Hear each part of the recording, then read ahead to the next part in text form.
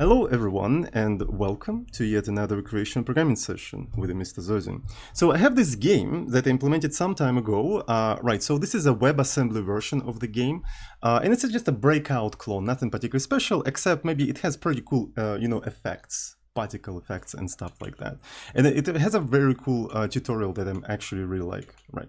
So it's cool and all, it's actually super fun to play, right? So the concept of a breakout is extremely fun. It doesn't really have that many features. Maybe in the future I will add more. The problem with this game is that it's written in a language that doesn't exist anymore. Like at all. There's a really weird situation that, like in some of the companies, you may have binaries for very useful business critical application, but the company lost the source code, so they can't reproduce this binary. We kind of have a similar situation, but worse. We have the binary, which is a WebAssembly binary, right? So we can even just take a look at that. So here is the WebAssembly binary, right? So this is a WebAssembly binary to 205 kilobytes. We have the source code. Here's the source code, but we can't reproduce that binary. We can't, because it's written in a language that doesn't exist anymore. Specifically, it is written in Jai version 1.033.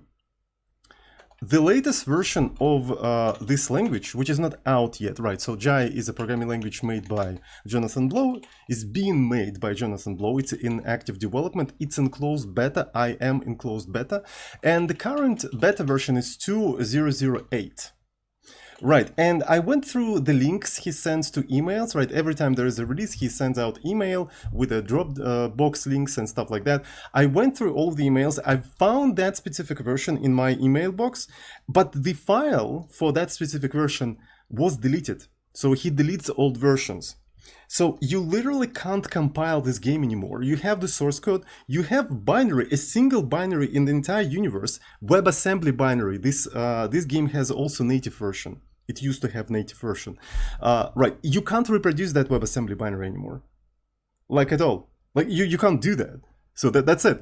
Whatever you've seen in here on this website, and this website is going to be, available in the description in here. Right, so whatever you see on this website exists in one single instance. Right, so there is no, like, you can't reproduce that anymore. It's unreproducible. So it's kind of a unique game in a sense. So what I'm going to be doing today, I'm going to try to maybe port the source code and everything to a newer version of Jai. Right, so this is going to be the goal for today. And maybe if we have time, maybe we're going to implement more features for this game. Because I didn't think, even though like I sound dramatic, right, I do kind of sound dramatic, but at the same time, I didn't think it's that hard to port it to a newer version. Right, so we're going to just grab the latest version. We're going to try to compile it as it is, and we're going to just follow compilation errors and see what exactly we can do in there. Furthermore, this game is kind of interesting in the sense that the WebAssembly binary is actually 32 bits binary, and Jai doesn't really support Wasm 32. It only supports Wasm 64 for a variety of reasons, probably because of how the standard library and the compiler is organized. So if you want to do any Wasm development in Jai, right, you have to always compile with memory 64 support, right? So you also have to enable that support in the browser. It's annoying and stuff like that. But this binary is 32 bits. And the reason why it is 32 bits is because we actually patched it with a special magical tool, which is called Wasm 64 to 32. Right, it is a special tool which takes 64-bit binaries generated by Jai and patches up the reads and writes of this binary so they support 32-bit numbers. So essentially, it is needed for 64-bit Wasm binaries that don't use more than 4 gigabytes of RAM. So that's what they need it for. So yeah, so there's an explanation and stuff like that. So as far as I'm concerned, the only thing memory 64 does is that it allows you to index the memory with i64 values, where the default Wasm 32 allows only i32. So Wasm 64 to 32 searches for all of the store and load instructions in your binary and truncates their pointers to i64 to i32. This technically defeats the point of memory 64 extension, which is being able to address more than 4 gigabytes of memory. So use this utility only when you know for sure that your 64-bit program does not use more than 6 gigabytes, right? So yeah, sometimes you're kind of stuck with a 64-bit program that does all of the pointer arithmetic in 64 bits. All of the logic kind of depends on 64 bits, but at the same time, you work in an environment where you can only perform 32-bit reads and writes. So this tool kind of just like patches up these kind of things and it makes it work, right? So as you can see, and this is the proof that this approach works, right? Because this program is 32 bits, works, but it's actually 64 bits. So it's a 64-bit program pretending to be 32-bit program, right? So everything within the program is 64 bits, but when it comes to reads and writes, we kind of do a switcheroonie and we just truncate the pointers. So this is a kind of funny approach, but yeah. So that's what we're doing here. And what's funny is that this particular program was being developed before Jaya had any official support for Wasm. Right, it didn't have any official support for Wasm. The way this program was compiled is that I think I told Jaya compiler generate LLVM bytecode instead of, you know, a binary code and stuff like that, and then I separately compiled that, translated that LLVM bytecode with Clang to Wasm, right? And I had to do a lot of nasty tricks to strip off all of the assembly that was used in a standard library, right? Because as soon as you have an inline assembly, you make this thing uncompilable to WebAssembly, right? Because that assembly, x86-64 assembly, was being embedded as binary into Wasm. Like, imagine the browser downloads Wasm binary file and it contains x86-64 instructions. Imagine downloading that on ARM. Right. So that's basically the silliness we had to deal with in the past. So these days it is kind of easier, right? So because Jaya has an explicit support for Wasm. So I think we even did an example on how to do an explicit support for Wasm, but I kind of forgot where it is. Because remember there was a stream, Infinite Talk with Jaya Wasm 64. Here it is. So this is the thing, right? So this is the example with the infinite Pong and stuff, but I didn't really deploy to GitHub pages. So this is something that we may actually try to use at some point in our today's development. Anyway, so let's go ahead and just maybe clone the Jaya break and just see how badly it breaks, right? So it's called Jaya break for a reason, because it broke. Aha! Anyway, so I'm sorry. Let's go. Let's freaking go. So Soding, do I have jailbreak in here? I didn't think I... no, I do have jailbreak in here. That's actually pretty cool. So I already cloned it. So update. So the latest change was made in 2022. Oof. Anyways, let's try not to remember that year. Horrible year. Anyway, so let me try to see. Maybe I need to fetch the latest stuff. Do I have any more? Okay, so that's fine. Cool. How do I build this shit? I don't fucking remember. I haven't looked into that code base for quite some time. So first thing we need to do, we need to check our Jaya version. Okay, so we have... I don't even have Jaya in the path. God fucking damn it, mate. God fucking damn... But we don't need that. I use Emacs, so Emacs actually makes it a little bit easier. So the current version is, in fact, 02008. Okay, so then we have to perform first, right? So this is just a native build. Maybe let's try to build it natively first, because I feel like building it natively is going to be a little bit easier, hopefully. We'll see. Right, so let's go ahead and just do first. So this is the first Jaya, and right away, right off the bat, it doesn't compile, right? So so we have a thing about hash table. So we're apparently using a hash table that doesn't have uninit parameter anymore. So there is no uninit parameter in here. And what's interesting is that as far as I know, John, before removing any methods, he first marks method as deprecated, so people have time to you know, migrate and switch off from the deprecated method, and only then he removes the method. Here it says method is removed right away, which gives you an idea for how long I haven't updated this code base. I think the current meta is calling it deinit. Okay, so it's deinit now, and there is also table reset. All right, so but here I'm freeing the parameters, which means that I'm just deallocating the memory. So I think I'm gonna go for deinit. All right, so let's actually take a look at what we have in here. So this is a Jai. Modules, do I have a hash table? So here's the hash table. So people say it's called deinit. Okay. Freeze the memory, allocates the table. I don't know why. Like, why can't you just have like a alias for that or something? But I mean, you kind of want to discourage people from using like deprecated names and stuff like that. But at the same time, this is a beta, so you kind of supposed to break code in here. So the whole point is that you have a freedom of breaking shit. So fair enough. Okay, let's fucking go. So what else do we have in here? What else do we have in here? Too many arguments wanted one. Really? Make vector2 accepts one argument. Are you freaking serious, mind friend? How come? How come? Let's grab that scheiße. Yeah. It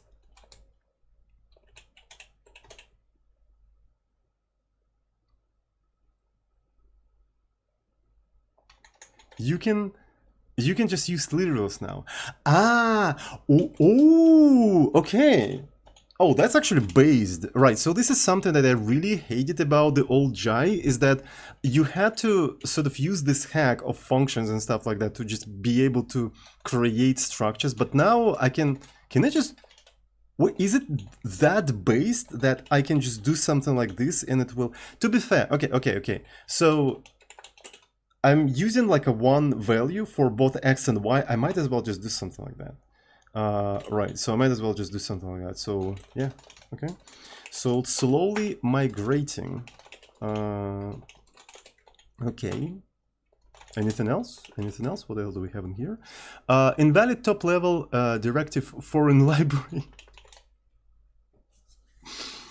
You know what, by the way, I have a luxury to actually go through the changelogs, right? So because all of that shit has to be in changelog. So remove deprecated directives, insert internal and foreign library. Okay, so rename foreign directive foreign system library to, okay. So to library and system library, okay. So that means it has to be like this. Maybe I should just use the changelog now. Like every time I see something missing, I can just search it in changelog and know what exactly happened. Honestly, this is kind of an OP move. Damn! I just realized why the fuck people write changelog. Holy shit! I've been programming for almost 20 years and I finally found a legit use case for changelog. What a pathetic developer I am, holy fuck. But yeah, changelogs are very thorough, yeah, so... this is kind of based, honestly. This is kind of based. I should actually write changelogs now. I should really write changelog and be very fucking thorough, because you never fucking know like what you will have to do, right? So you have like a code base that is 3 years old, and like, yeah, so it's gonna be a lifesaver. It's gonna be a lightsaber. All right, it's gonna be a lightsaber. So that's pretty cool. All right, so let's take a look at the other things. Ooh. So okay. So this is what I wanted to ask. You telling me, mein Freund, that I can just use the structure literally a structure, and this is going to just work. Okay, so here we probably have, so this is a base velocity, based velocity. Where is that based velocity defined? Grab Rn, based velocity is a float, right, it is a float. This t is in fact a float, and then this thing is a vector. Will Jai be able, purely from the assignment to this thing, figure out and infer the type of this struct literal? Place your bets, chat. What do you guys think? Because there's a very little information about what this structure has to be, right? The only type information you have is the assignment. Doesn't go as far. People already say no. But I thought John was a Haskell fan. I really thought, like, I remember he said that he programmed like in Haskell at some point, and he knows what monads and stuff. I thought he's a huge Haskell fan. I was dead sure that he would implement such a thorough inference like in Haskell. So, has he published paper? I don't actually know.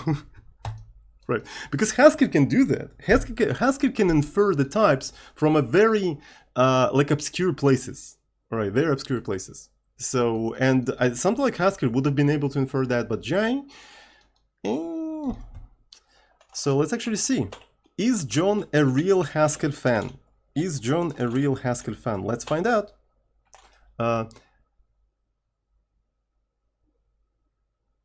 It went to a different place. Well, to be fair, maybe the compiler, it doesn't really mean anything. It doesn't mean it's going to work. It works, yes. If it works, so John is a real Haskell fan. I didn't expect that.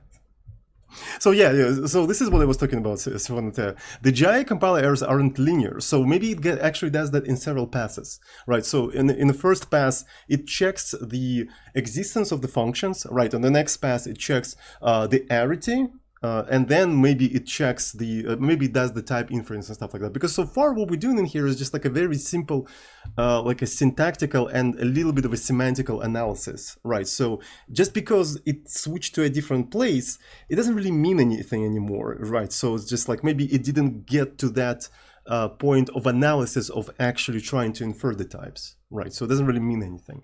But in any case, let's actually just assume that Jai is that fucking based, right? And just do that, because it's very easy to then later add something like a vector 2 or something. I just want to see if Jai is capable of like inferring all of that stuff, because I'm really curious.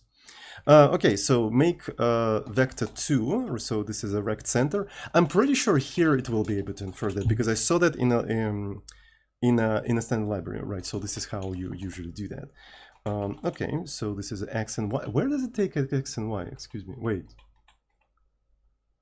Where does it take x and y? Ah, using freaking, I forgot that Jai is actually based language where you can like export the methods of the structure. So I was thinking, where does it get the x from, right? So it's taking it from the, yeah. So, oh my God, John, please release Jai. Please release Jai. I'm actually, I'm so sick and tired of programming in these meme languages like Rust, C3, and all of the. Please release Jai. I just can't. It's just like it's a breath of fresh air every time I program in this language. Like, holy fuck. Anyway, so here's another one. So anchor X and stuff like that. So maybe we can. Jai is amazing language, honestly.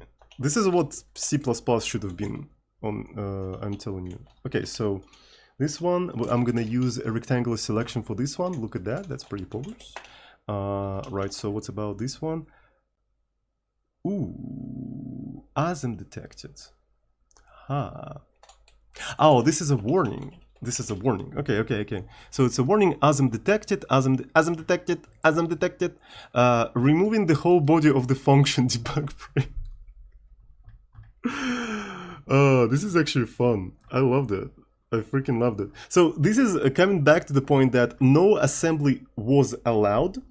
No assembly was allowed because it would try to embed that assembly into the Wasm. So what it was doing, it was literally stripping off the entire body of the function where assembly was used. So, and then it would tell you, don't use that function, right? So that's what we do, like strip off the entire body and just don't use that function, please. But these days it is not needed anymore because look at that. Look at that. Back when I was implementing that code, that was not possible. That was not possible at all. There was no .wasm OS. So this is the conditions under which I made the Wasm game in Jai. Jai literally didn't have an explicit support for freaking Wasm. Oh, there's also byte. Oh, what the fuck? There is a byte directive that acts like Wasm directive that literally inserts byte into the binary?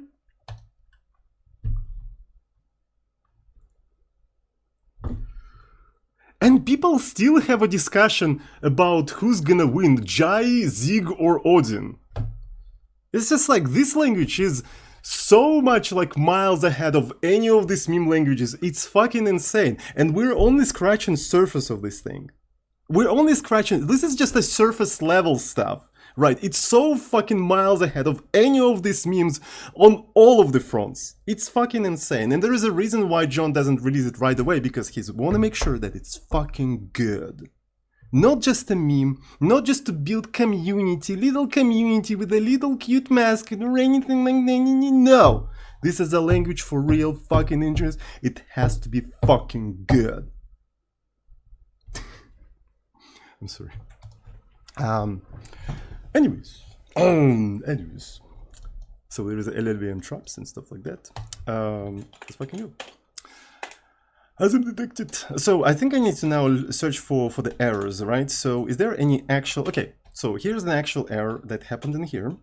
So get time. Undeclared identifier get time. So there is no time anymore in Jai. Time doesn't exist. It's a timeless language. Okay, so let's go into the changelog and just see the get time. Removed get system time, and system time. Thank you, John. Very cool.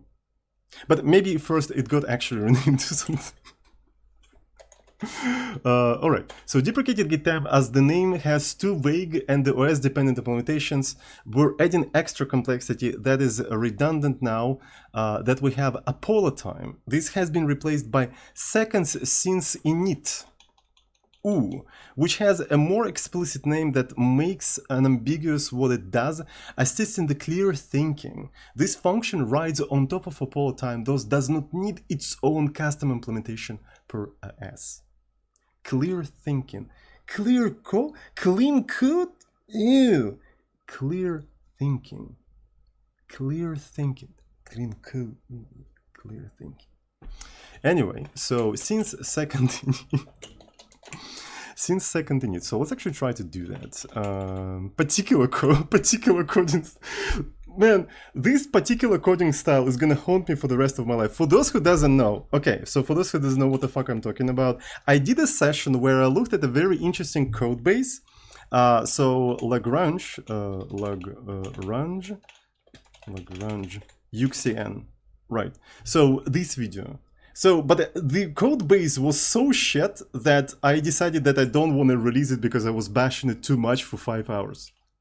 I still achieved what I wanted to achieve, because for a real engineer, there's no bad code. They can work with whatever code, right, they can. But at the same time, the code base was clearly shit, right? So it was fucking clearly shit. So essentially, the goal was to implement a very simple protocol, right? So very simple networking protocol in a C language, right? In a simple C language. And yeah, so the implementation is supposed to be simple, but they implemented it in a enterprise FizzBuzz style. They so much overcomplicated the initial problem, it's absolutely fucking insane. There's no reason to complicate it that much.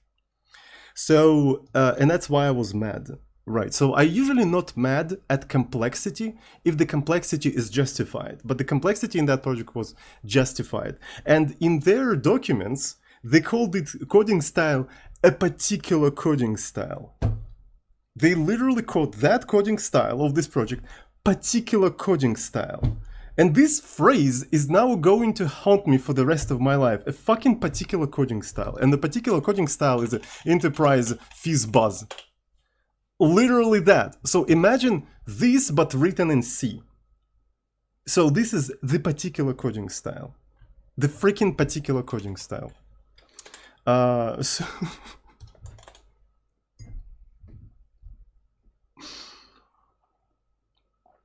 I would understand that in Java, okay. But you were trying to bring that meme into C. Anyway.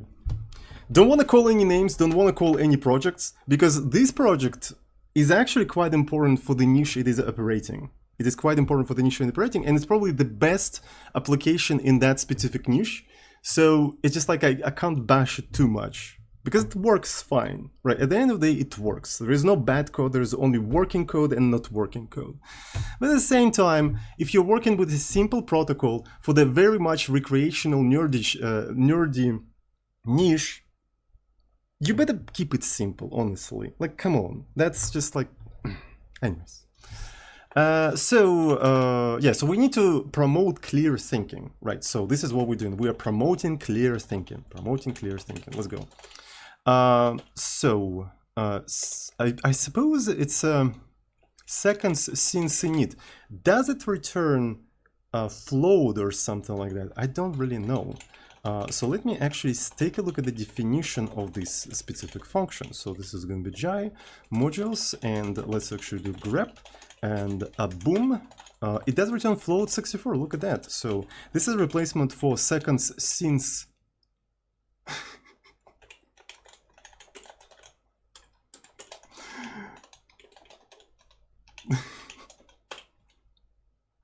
When you renamed the function but forgot to update the comment, right? So I suppose, oh, he probably did like a he probably did a global find and replace. Love it. I love it so much because like I know exactly how that happens. It's just like I love seeing these sort of like a small artifacts. Anyways, so yes. So let's actually go and try to rebuild it one more time. Okay, so we have error. So undeclared get time. Ooh, so there's like two places, right? Seconds since init. Okay. So error. Another error. Undeclared as RGB to linear. Okay, so this function does not actually exist anymore, which is rather interesting. So let's go to the changelog.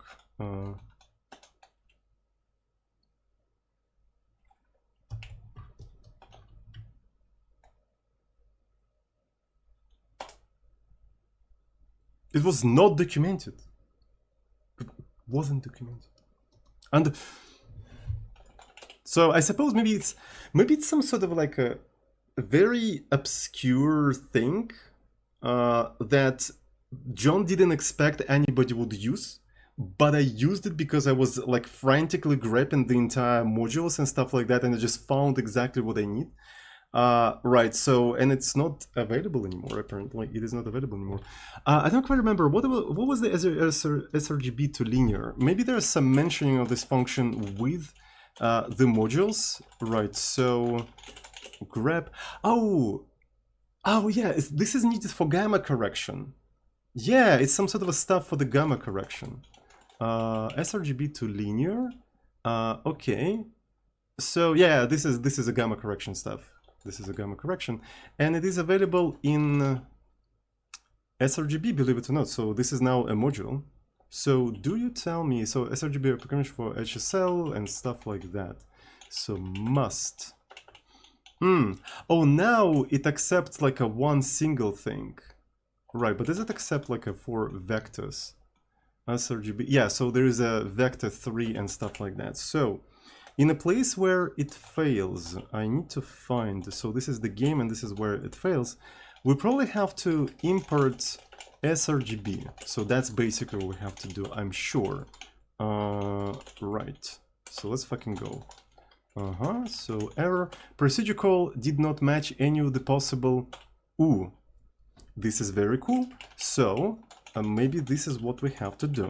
Right, so this is actually like a 4-dimensional vector, but in sRGB I only saw 3-dimensional vectors. So let me actually see. Is there any vector 4s? Yes, there are. Look at that. Okay, so all of that is here. All of that is here. So nothing unfixable so far. So far, all of the problems that we encounter, they are pretty much fixable. Context. Ooh, I remember something interesting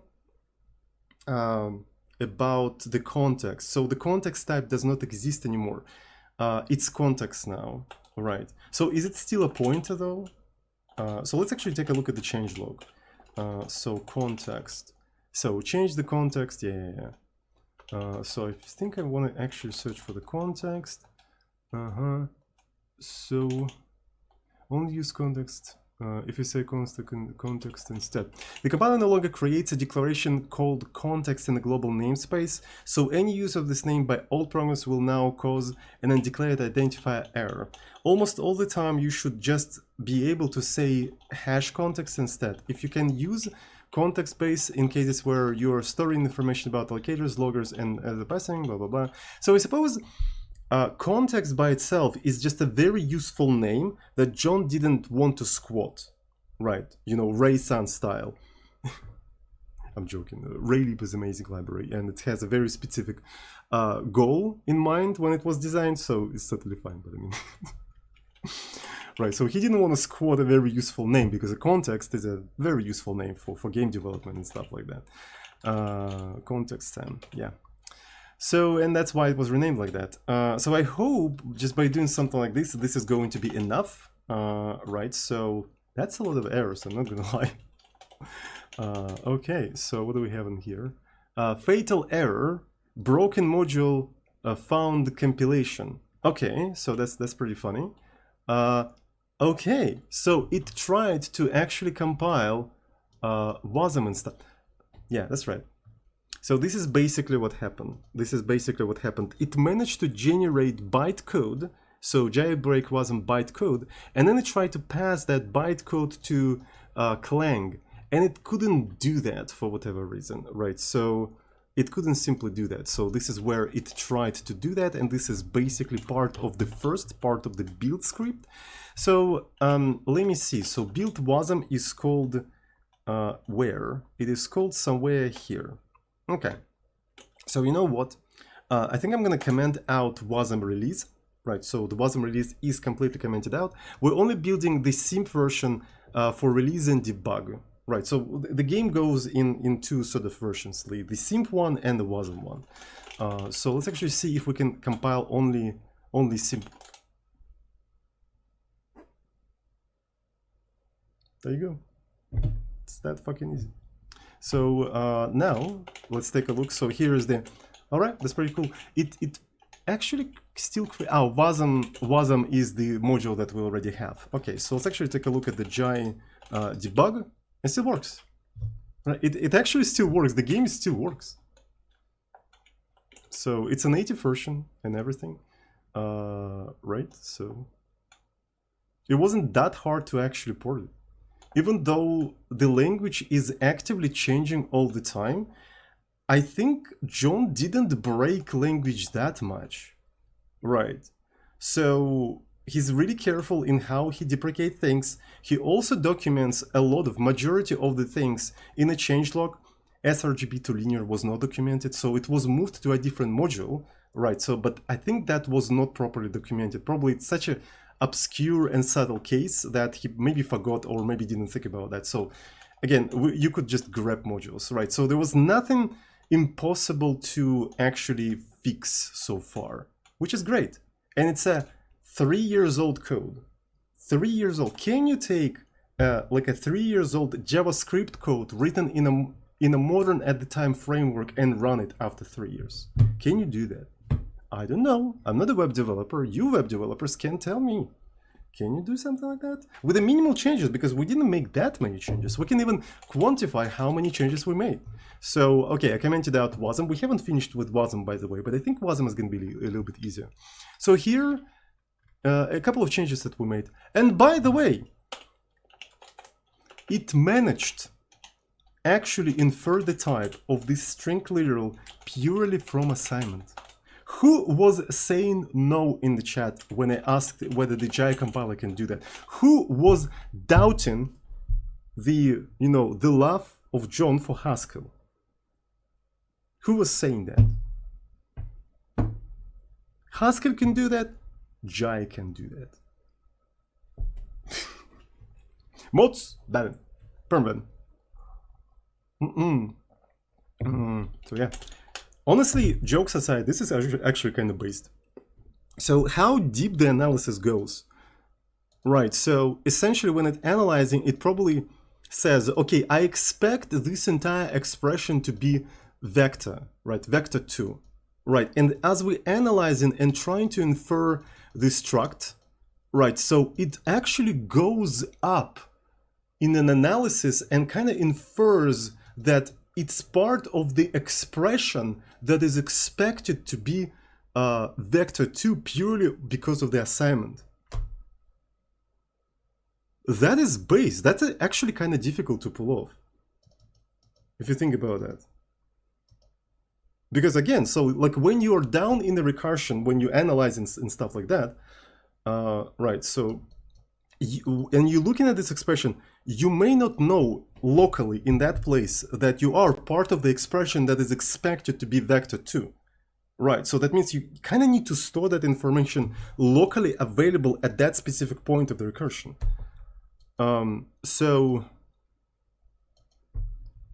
Okay, so maybe there's another thing is involved in here because besides of expected type, you kind of know from the shape of the literal that it is a structure with two floats, right, with two floats. So you can kind of have additional information without knowing that the whole expression is expected to be vector 2. So yeah, it looks at the left part of the assignment, so the type checker clearly has access to the overall assignment when it analyzes the right side of it. Yeah, this is cool. That's what I'm saying. This is fucking cool. Really impressive job. Right, because I developed languages like it's kind of hard to pull off. It's not impossible, but it's just like kind of annoying. Right, so good. Really cool job. If this language is changing this much, did you bind Jai with Raylib or something? It actually comes with its own Raylib. So it's called simp, because it's simple. I really like how childish the names of the modules are. So things like simp. I think he named this library at the time when there was a lot of noise, a lot of drama around Twitch banning the word simp. Right, so he said, fuck you, Twitch, you can't dictate me what to say, I'm gonna call my library simp. So, yeah. And also there is a thing get wrecked, right, it's also part of the, it's basically I'm GUI, right, so it's Jai's I'm GUI. Oh, sloppy math, right, sloppy math, my favorite. I absolutely love this standard library, there's so many funny names in here, it's just... so good, so good. It's so much worth being in Jai beta. It's freaking insane. Get wrecked. Oh, get wrecked left-handed. So it's like for left-handed people, I suppose. All right, it's pretty cool. So it's for people who actually hold the mouse in the left hand. Do left-handed people actually use the left hand for the mouse? I think it makes sense. Yeah. So it means you actually swap the buttons as well and stuff like that. Telemetry. I think telemetry is the profiler. Telemetry. Where's the telemetry? I can't find that. Oh, telemetry 3. Yeah. So it's a profiler, as far as I know. It's not what you think it is. Telemetry bindings. Yeah. Telemetry profiler. No. Yeah, so I think it's this one. Rad Game Tools. Is there like a bigger screenshot? Yeah, it's this one. John actually used this thing on his streams. So I think it's like a paid, really hardcore tool for optimizing applications.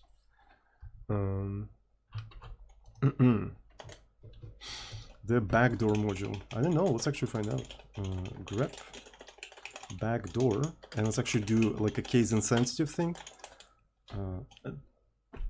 So yeah, as you can see, Jai is safe. Not a single backdoor has been found. Has anyone tried to download the Linux, source code and just grab backdoor in there?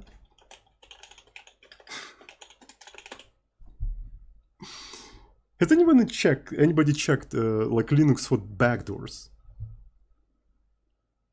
That's a really interesting question. Man, Linux is huge. Oh, it's already downloaded.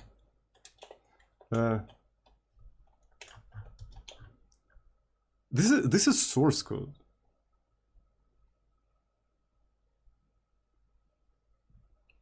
How freaking huge Linux source code is? What the fuck? 1 gigabyte? I actually doubt that.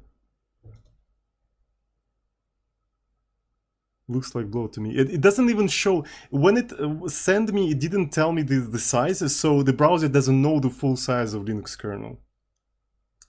Is that a whole Git repo? Maybe not. Okay, so 234 megabytes. So that's how huge Linux kernel is. Okay, so let's actually go. Can I unpack this scheisse? Should have actually redirected that to std out, I think, because it's going to take some time purely because of the output, because there's too many files in here.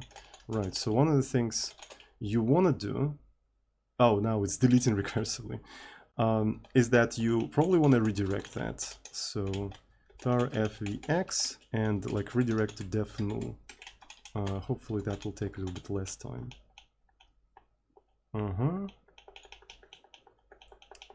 So, are you familiar with cock typing? Yes, I'm doing it right now. Okay, do you see my keyboard right now? Why do you think I don't show my keyboard on the stream? Stop asking silly questions, please. So anyway.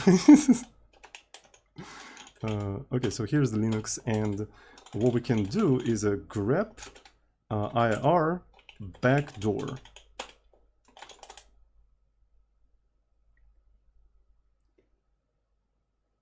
Look how many backdoors there are in Linux, like holy fuck.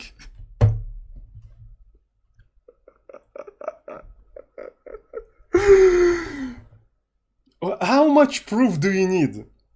How much more fucking proof do you need that Linux is a CIA project?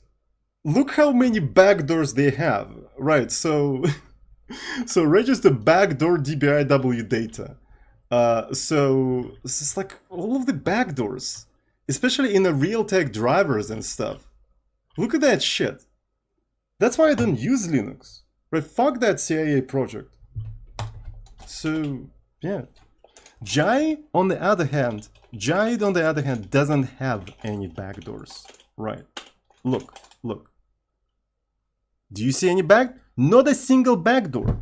Jai is more safe than Linux. So what do I use?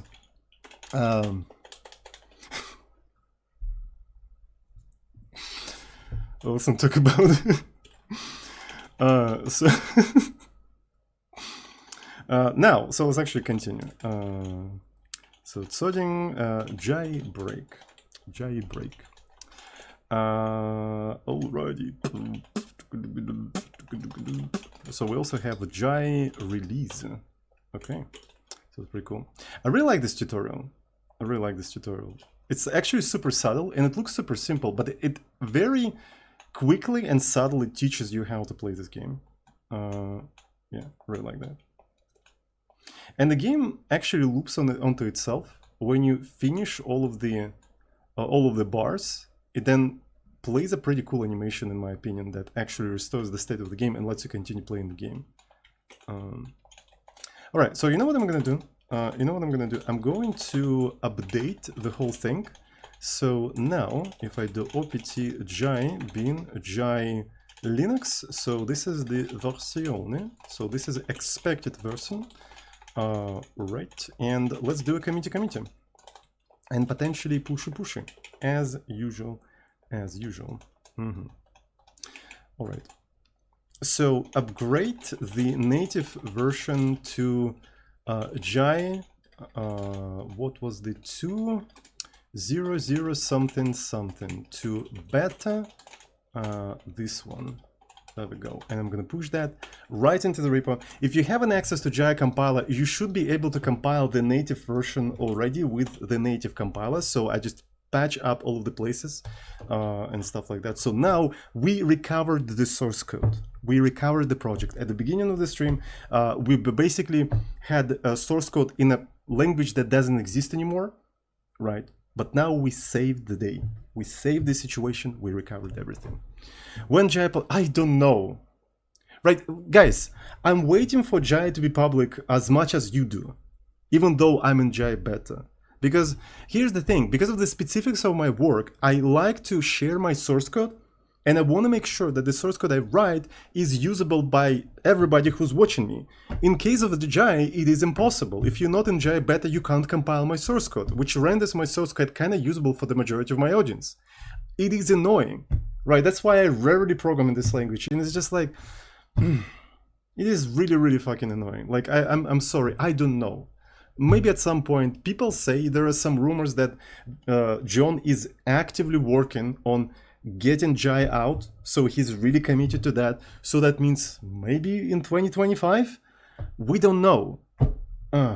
It's a good language, right? So ship the LLVM AR. Not a bad idea, honestly. Not a bad idea. I already ship in the Wasm, right? So that means you can kind of play it. But on top of just being able to play with the executable, I'm a programming channel. So that means all of my audience is programming, right?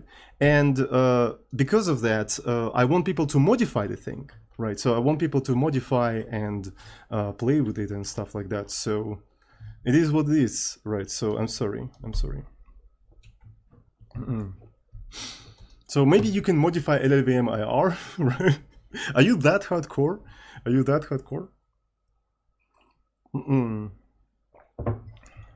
So 1 hour in and we're done with this. Can the foundation do that? Exactly. The foundation. So, well, I mean, we didn't finish, honestly, right? So because now we need to do the Wasm support. And Wasm support is going to require a little bit more work, because here we're doing some unhinged shit, honestly. We're doing some very much unhinged shit.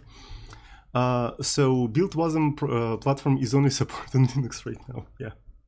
Because we were calling like an external clank, right? So, and on top of that, I think we were running Wasm 64 to 32, 64 to 32. Oh yeah, it's in third parties. It's in third parties, and I literally actually have an executable in here, right? So the source code of this executable is available at HTTPS. So the reason why I provided it in here, so you can just download the thing and build it without building this separate tool. And also I had to go extra mile and make the executable static. So it is static, which means that theoretically it just works on any distro. It works. I built that executable on Debian 3 years ago. Now I am on... I forgot about this shit again. This is Void, right? So so I'm on Void. So do I have like any other fetch? So I think I need to maybe install some other fetch. Just a second, guys. XGPS query. So what other things we have? I think it's rs and fetch. So ufetch. Oh, I have ufetch apparently. Okay, so we can try to use ufetch. Ufetch. Yeah, there we go. So today I'm on Void, and that executable still works. I haven't made any modifications to that executable. Right, didn't do anything. Just compiled it statically. 3 years, completely different distro, still works. Who needs Docker? Fucking Swift can't work without a Docker container. Like, honestly, I feel like I'm going absolutely insane. It is so obvious for me the benefits of static executables that I just don't understand. Look, this is like a concrete example. Concrete fucking example. Absolutely different distro. 3 years ago. Static executable. Still works. No Docker, no virtualization, just a static executable. Very useful code. Still works throughout the years in a different environment.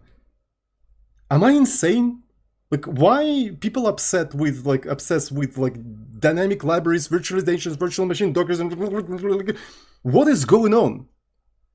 Am I the only one who's just like, you provide them concrete evidence of the benefit of this thing. They in complete fucking denial and still obsessed with their stupid Dockers.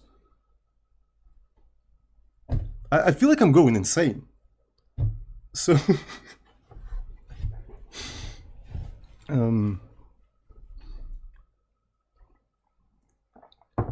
anyways, I'm sorry. They like ships, yeah. It's actually surprising this shit still works. Yeah, so I still can use it. It's kind of a little bit outdated because recently into Wasm 64 to 32, we made a little bit of changes. We added more instructions, right? So, ooh, people just made pull requests. Oh, okay. So let's actually take a look at that. So.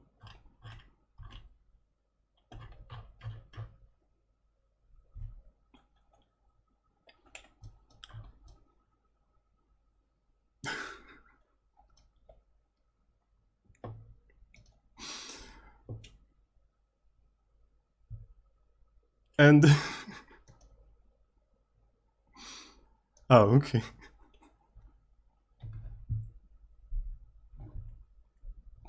Okay, they are named in a similar fashion, right? So I guess I'm supposed to ignore this one, right?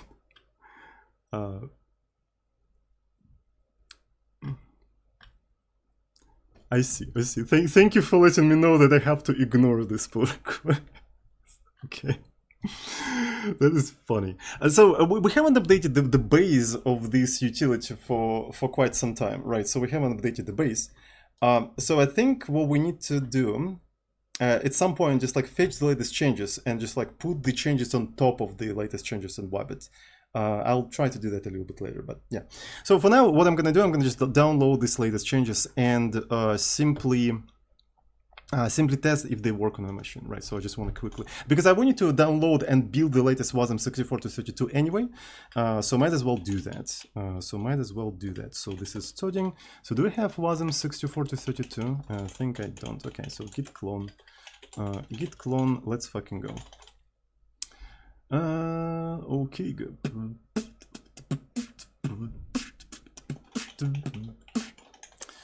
So if I remember correctly, so it uses CMake. Let's try to build it. CMake. I remember so that they have to build it with specific, yeah, so there's only like a static flag and whatnot, right? So let's do the static thingy majingy. So yeah, there we go. So any changes? So can't find third-party G-test. I forgot to clone it recursively. I'm getting really weird vibes that I feel like I already experienced before. So I need to clone recursively. Oh no. It's the foundation all over again. It's the fucking foundation. Please no. Please no. Deja vu. Yeah, I'm having a deja vu. They found you. They are foundation after all, because they always find you. Anyway, so let's fucking go. So this is the build, and I need to do CMake. Yeah, let's go. So there's a bunch of warnings and stuff like that. Look at that. It needs a locker. Why the fuck does it even check for these like things? I mean, you are in POSIX, it should be available. But anyway, so let's go ahead and try to build the whole thing.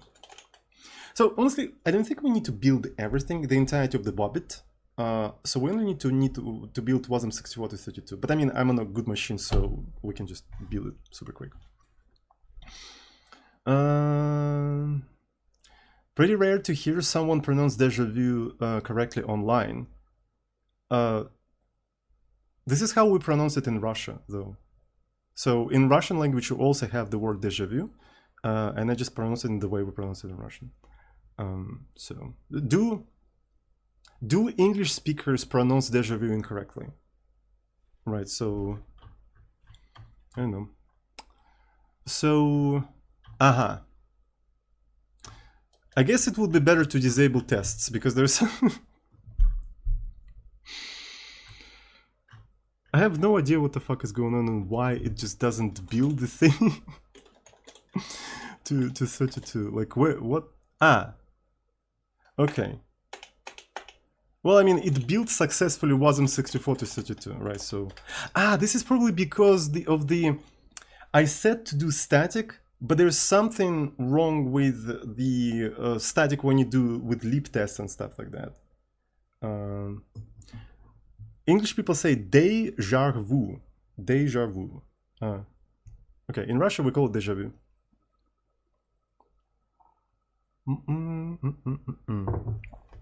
So to be fair, I think déjà vu is just like pretty much a international word at this point, right? So like it probably exists in any language.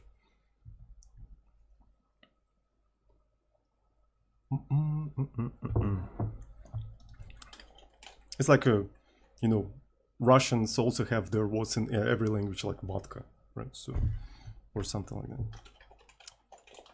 that.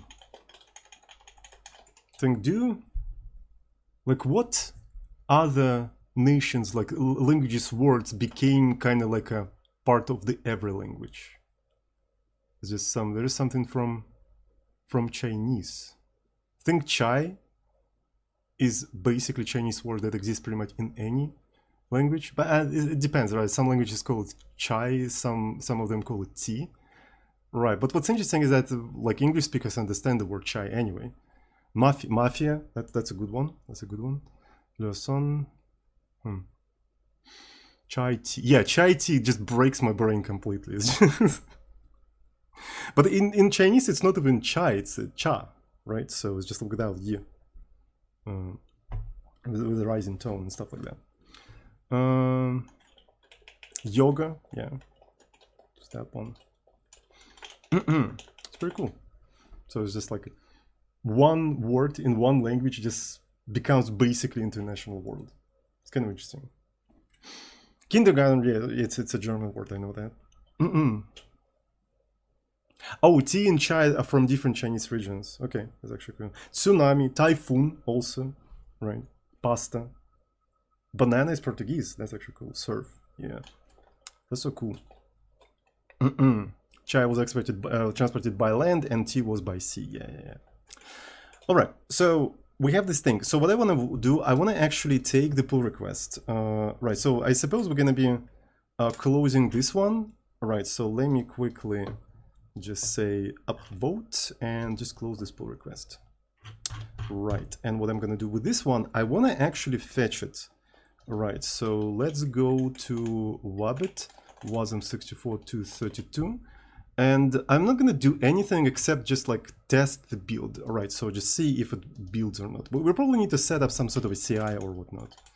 All right, so add remote name. Let's actually say memory fill. And what are the other instructions they needed? A memory fill copy. Right, so this is a copy and fill. There we go. And we're going to just do that. Let's not do that. So we are fetching updating memory copy fill. So, and let's just open this thing. Yeah, this is the new branch. Okay, so and in the new branch, let's double check what kind of changes we made in here. So memory copy, memory fill. I never used these instructions myself, right? So I'm gonna just trust them on this instruction working exactly as intended. So I suppose memory copy and memory fill are usually needed for dynamic allocations and stuff like that. Right, so let's try to rebuild Wasm 64 to 32 and see if, yeah, it compiles. Okay, so I'm gonna just like, accept it. Looks good to me. Thank you for the contribution. Right. Okay. It's interesting, this is already the second pull request. I actually noticed there was another pull request. So apparently this tool, yeah.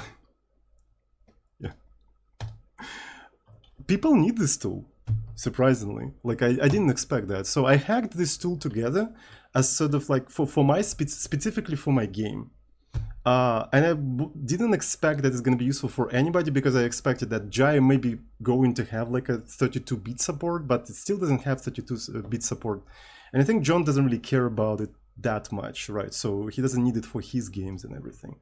So yeah, apparently people need it. So, okay. And by the way, if you're using this tool, if you find this tool useful, feel free to submit pull requests, right? So, because again, this approach doesn't work for everything, right? So, like, it doesn't have full support of all of the instructions. Some of the instructions are missing, so feel free to submit if you find something. If Jai comes out in 10 years, Wasm 32 might not exist anymore. Yeah. So there is one beta user who's into Nintendo DS modding, who's very sad the lack of 32-bit support. Yeah, it's kind of sad. And John is actually very skeptical about 32-bit support. So he believes that 32-bit support, like 32-bit in general, should just already die in ditch. All right, so nobody needs that. But maybe at the same time, it's a lot of effort. Again, so he works on a lot of projects, right? So he works on the Jai itself. He works on his game, and it's probably not even one game, right? So maybe he works on 2 or 3 games simultaneously. And now just adding 32-bit support, I'm pretty sure him and Thorkla doesn't really have enough resources to do that. I thought LLVM supports 32 Wasm. It's not really about LLVM, that's the thing. It's about like what the compiler generates for LLVM, right? LLVM is just a compiler, right? So it's just sort of like think about LLVM as a cross-platform assembler, right? So because there's different architectures, different assemblers, right? So you want some sort of like, you want to generate instructions for some common denominator for all of the platforms you target. So then later you can actually translate it to your target. But on top of being basically a common denominator for different assemblers, it also transforms your assembler doing a little bit of optimizations, right? So that's what basically compiler backend is. Right. So, and it's not about like what LLVM supports. It's about what you generate for that intermediate language, right? So that's what you have to do. It's up to the compiler to do that properly. Unfortunately. So it's not that easy. It's not that easy. That's what I'm trying to say. Okay. So let's fucking go. So we have the latest stuff. Let's go to the main and fetch the thing. Origin must. It's actually main. It was already using main. Freaking main versus master. I swear to God.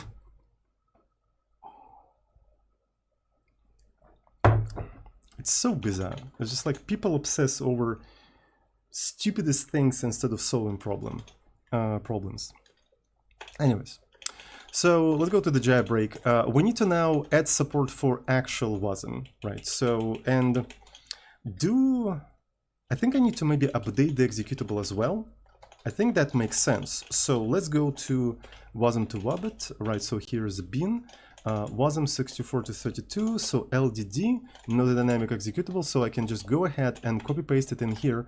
And I just updated my executable, 3 years old executable, and I'm sure this new executable is going to work in 3 years as well, maybe in 5, maybe in 10, until Linux kernel makes backward incompatible changes to its syscall, which it rarely does. Because if somebody makes backward incompatible change to the syscall, Linux will come to their house. Linux will come to their house. So, and do some nasty things to their computer. So that's why these executables work in 3 years, in 5 years, in 10 years. That's how you maintain backward compatibility. You hand down all of the mother flippers who make backward incompatible changes and just I'm joking, but that's a very effective way to maintain backward compatibility, just saying. So, on a fear, backward compatibility is maintained on a fear of lead coming to your house if you break something. The fear is the main driver for stable software. Fear-driven development, exactly. Fear-oriented architecture. Anyways, it's the Cold War way of code maintenance. Our architecture is stable due to mutually assured destruction, right? So, oh shit. Anyways, That's a very interesting way of looking at it, to be fair. So anyways, how are we going to be doing all of that? So we need to just take a look. So let's comment out simps and let's enable wasm releases. Right, so this is what we did. This is what we did in here. So we just flip-flop. And now I'm just trying to do jai linux. It's opt opt jai bin jai lilacs. Right, so, and it's first, obviously. I'm a little bit tired already. So, and what does it say? So wasm detected. First of all, we don't have to obsess over wasm inlines. You can tell jai is nice because there has not been a T break yet. Yeah, that's true. That is true. Not gonna lie. Even though we kind of are doing things that would usually take a lot of time and nasty stuff in other languages, like in jai, it's kind of like it's an easy walk, right? So wasm detected. Wasm detected. I feel like I don't have to do any of that shit anymore. So prepare object file for build wasm, right? So there's this loop where we trying to detect type checked blocks, right? And essentially we just tell the programmer that wasm was detected, just to let them know, and that we're removing this particular function. And then at the end in here, we just return you the path to the wasm translated object or something like that. I feel like this function should just not exist anymore. Right, so let's just remove it and see how it's going to fail. Okay, that's pretty cool. So prepare object file for build wasm. So eld build, so compile, So the way it actually worked in here, so we would begin interception of all of the compiler events. This is how it works, by the way. Right, so essentially, while everything is compiling, you intercepting into the compiler and catching all of the events that happen in the compiler, like something compiled, something type checked, and so on and so forth. You catching them and you handling them, basically embedding your code into the compilation process. That's how it works. It's freaking insane idea, and I don't know why more compilers didn't do that, but it's so fucking cool. Right, so you have this build script, and it's part of the compilation process. You like literally extending the compiler at compile time. Insane idea. Absolutely revolutionary, like holy shit.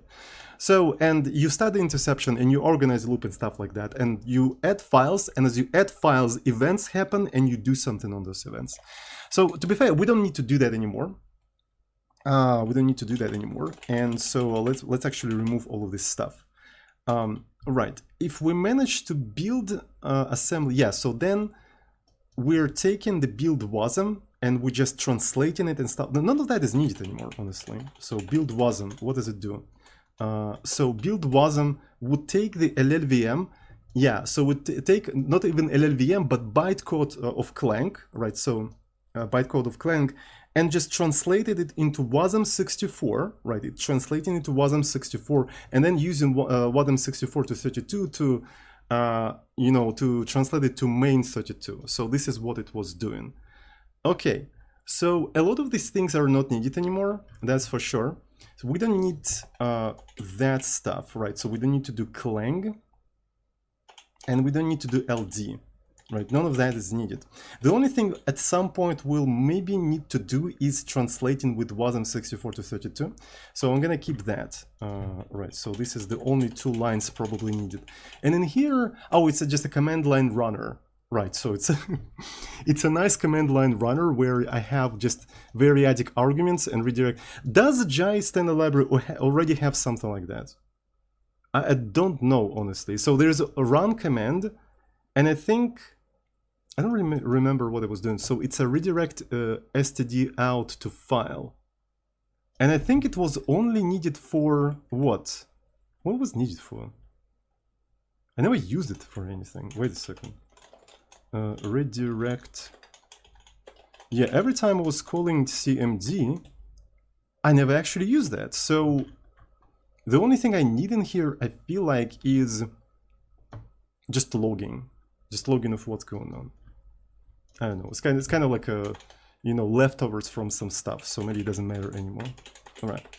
So in here, I'm gonna just leave this stuff like this, and this is going to be this stuff, right? So maybe what I need to do now is wasm 64 to 32, right? It's a wasm 34 to 62, and maybe input path, right? So this is the input path string, output path string, right? So, and that's basically what we can do in here.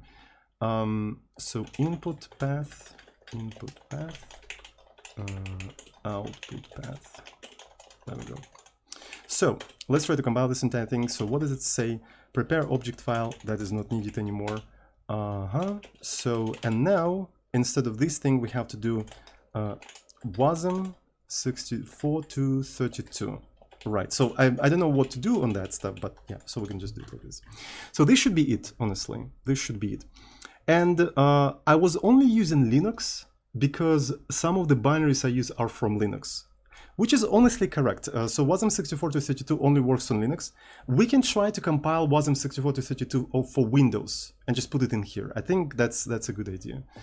There's also wasm Linux stab or anything, so none of that really matters, right? So let's try to compile all of that stuff. So it fails for, there we go, there we go. So we were trying to compile wasm platform, and so there's some allocation stuff that is going on. So I'm not really sure what's up with that. Oh, I'm using directly heap base. Look at that. We're using directly heap base and everything. For those who doesn't know what is a heap base, so it makes sense when you try to use LLVM clang in libc free environment. Heap base LLVM. So there was an article. So wasm without mscripton. Compiling C to wasm without mscripton. Right. So there's a good explanation of what this thing is. Heap base. Right. So essentially, here's the stuff. This is the memory. I'm sorry for flashbanging you, but this is the memory. And so at the beginning of the memory, you have data, and then you have allocated some stack. Stack grows towards the memory, and heap grows there. So heap base point at that specific place. So if you want to write a memory allocator, you allocate memory after heap base, but never before heap base because you have a stack and the data there. Right, so that's what it is. The article is really cool. I really recommend to check it out. So here it is. So that's a very cool article. So anyway. So I'm gonna put that in here. There we go. And so we implemented our own allocator on top of this entire thing. I said some time ago this library doesn't use dynamic allocations. I think it does use, but through a custom allocator, which doesn't really shrink or extend the memory. So yeah. Anyways, so we have the foreign stuff in here. So now. Not all control paths are available. Ooh, oh, so this is a warning. Not all control paths. Okay, so you have, So we implemented our own heap allocator. So in case of resize and allocate, we do that. Then we have free. So that means we didn't do anything. So I think I have to do something like complete, right? So. Ooh. The following enums values are missing. Is this yours? Caps, destroy heap, startup, shut down, thread start, thread stop, create heap. And basically, for those who doesn't know what the fuck all of that is, to implement your own allocator, you have to implement this function, right? Which is really dumb right now. It will be interesting to implement a proper malloc on heap base. And it accepts the mode, the allocator mode. And it used to be very simple. The allocator mode used to be very simple. You are resizing something, you allocating something new, or you freeing the thing. So that's what it is. Apparently, in the latest JAI, we added, is this yours? So imagine, like, in the memory allocation world, you have three operations: malloc, realloc, and free. In JAI, there is a thing called "Is this yours?" What? Anyways, let's actually take a look at the allocator mode. This caught my curiosity. There's also caps. Like, what the fuck are those words mean? Like, what? Is this yours? This is why I like this language. It's just like, you encounter the goofiest shit in the standard library, and I absolutely fucking love it. Honestly, like, naming things like that is a pro move. Right, so because it's memorable and it's usually straight to the point. It's a very good documentation, right? So it usually literally does what it says. Right, so it literally does what it says. So let me see. So we're gonna go into allocator mode. Gonna go into the modules. Right, so and just, you know, grab all of that stuff. So I suppose the thing we want to do in here is something like this. So here's the allocator mode. So let's see what we have in here. Okay. Yep. This allocator has never been used and is being started up for the first time. The return value will be allocator data for the first heap. Ah, that is fascinating. Never been used and is being started up for the first time. The return value will be the allocator data for the first heap. Huh. So shutdown, the allocator is being shut down and should clean up everything. After this, no allocator call is legal until a new startup. So you're basically allocating the state of the allocator. And there's a bunch of other things like thread start, thread stop, create heap, destroy heap. Is this yours? Caps. Like at some point, John started to use just absolutely random words, like banana. So it's like, oh yeah.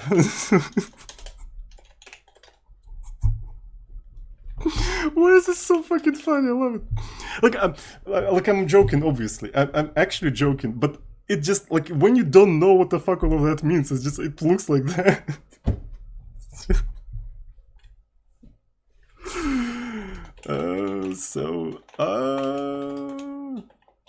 Are you with me, chat?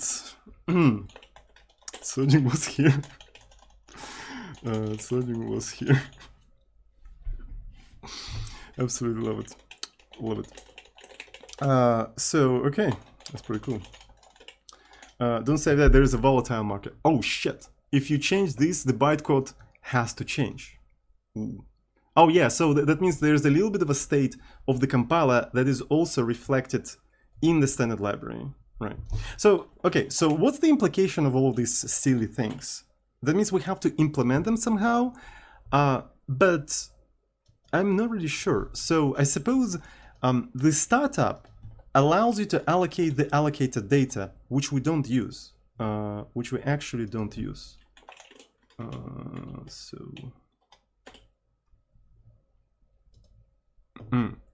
And yeah, so I suppose the easiest thing for us to do in here is just to have a default. Is it default? It's just case, right? So let's just keep it as this, or maybe even something like this. So I think that that's the easiest thing to do in here, because as of right now, we only use resize and allocate, which just, yeah, which is like, it's a bump allocator essentially, right? So it's a literal bump allocator. We can, I'm pretty sure we can safely ignore all of these events that happen in there. So now that Jai supports Wasm, doesn't have an allocator. Not really, I think. So because the last time we checked with Infinite, Pong, and Jai Wasm, the way we did that, so I think I can open it locally. Infinite. So prob, is it prob? Infinite, yeah, so here it is. The way we did all of that, we had to patch up. Yeah, we had to patch up some memory, so some modules, right? So we had to define a default allocator, allocator, right? So we had to define the default allocator and just kind of ignore it and stuff like that. So, yeah. So, like the easiest thing right now would be to maybe just copy paste this example that we did in one of the previous stream, but I want to just follow the compilation errors and see, maybe it will just work without any of that, because who knows, right? So maybe it will just work. So let's go ahead and do that. So let's go. So it's still, it has to be complete. Let's not make it complete. So this.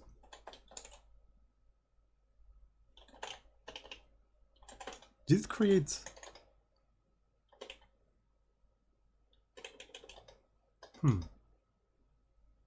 Did it just create like a wasm? It probably didn't create a wasm, right? Yeah, because we never explicitly said create wasm project. We never did that. So it probably just compiled. Yeah, it just compiled the thing as it is, right? So because what we're doing here, so params and stuff like that. So we generated a dynamic library so we can build all of that stuff. Build option. So it probably just created an executable jailbreak. Yeah, so here it is, jailbreak wasm. So it's sort of like a phantom executable that doesn't really do anything. We can even take a look at that stuff. Yeah, so it's a useless jailbreak wasm executable that just crashes, right? So it doesn't have any allocator or anything like that. So we need to probably go and do a surgery and just use this stuff in a wasm now. Right, but I'm already streaming for like 1.5 hours, so I think the time has come for me to make a small break, make a cup of tea, and after that we're gonna, fix the WASM support. Sounds good? Sounds good. Shimaguchi, let's go. We're back. So let's take a look at the actual example that works. Right. So I think it was in prob infinite pong. So, and if I compile it, it compiles just fine, right? So, and the way these days, in a modern JAI, you compile WebAssembly, you just say that the target OS is WASM. So that's basically what you do, right? Copy company propagation. I still just freaking can't this name of the function. So anyways, let's go here and let's find what we do in here. Right, so there's some parameters, I18, blah, blah, blah. Nothing particularly special. Honestly, I'm not even sure if we need wasm stab anymore. The only reason why we needed wasm stab is because we were actually compiling wasm into the final executable. It was a hack. So essentially how it worked, we would compile wasm to an executable, and as a byproduct of compilation of that executable, it would emit LLVM instructions that we grab and then translate them to actual WASM. Since JAI doesn't support WASM platform, that's how it works. We compiled the program into a real executable that just crashes or whatever. It's just like it's useless.